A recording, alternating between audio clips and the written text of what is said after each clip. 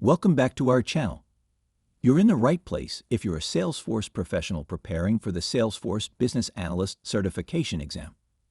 Today, we'll discuss moving from the current state analysis to an agreed future state design.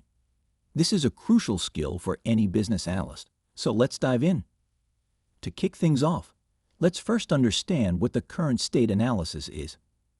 It involves identifying and understanding an organization's existing business processes, systems, and infrastructure. This provides a solid foundation for determining areas that need improvement and serves as the starting point for designing a more efficient future state. There are several critical components in a thorough current state analysis. These include identifying stakeholders. Understand who the key players are, their roles, and their requirements.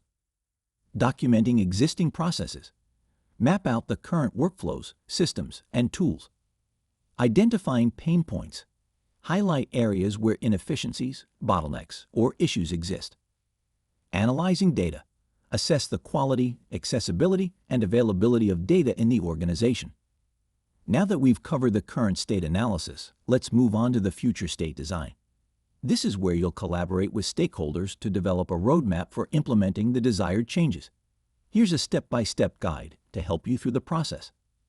Define the future state vision. Establish a clear picture of the organization's goals. Align this vision with the organization's goals, objectives, and industry best practices. Identify critical objectives. Outline the primary goals for the future state, focusing on addressing pain points and enhancing existing processes. Develop a future state process map. Create a visual representation of the new workflows, systems, and tools. This should demonstrate the proposed improvements and highlight any process dependencies or interactions. Obtain stakeholder buy-in. Present your future state design to stakeholders, highlighting the benefits and addressing concerns. Ensure you have their support before moving forward.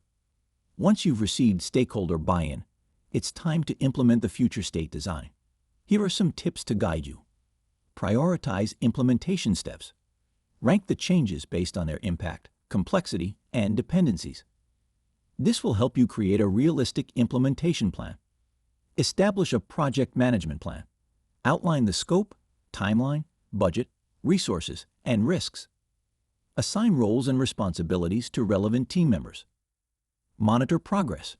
Track the project's progress using key performance indicators, KPIs, and regular status updates.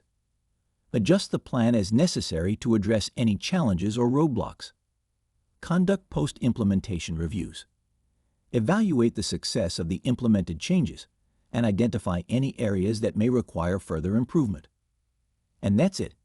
Now you have a solid understanding of moving from current state analysis to an agreed future state design as a Salesforce business analyst.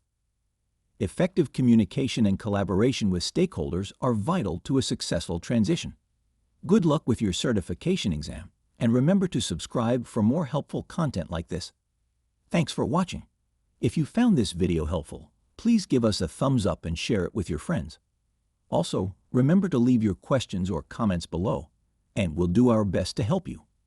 Until next time, keep learning and growing in your Salesforce journey. See you in the next video.